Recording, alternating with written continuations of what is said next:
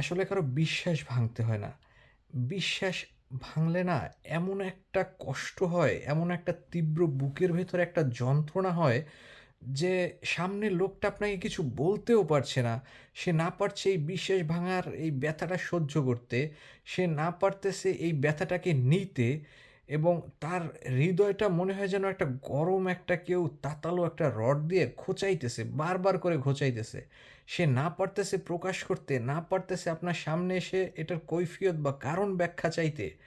মানে একটা নেগেটিভ একটা এনার্জি ক্রিয়েট হয় যেটা না আপনার জীবনে একটা প্রচণ্ড পরিমাণে বাধার সৃষ্টি করবে।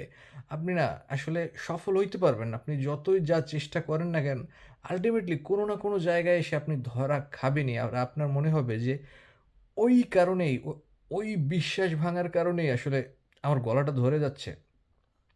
ওই বিশ্বাস ভাঙার কারণেই আপনি কোনো না কোনো জায়গায় আসলে আটকায়ে গেছেন। জীবনে আপনি যা চাইছেন, যেভাবে চাইছেন আসলে ওইটা হয় নাই। সো আমি আপনাকে একটা পরামর্শ দেই। কখনো না কারো বিশ্বাস পাইলে, কারো ভরসা বা আস্থা অর্জন করতে পারলে প্লিজ সেটা ভাঙবেন না।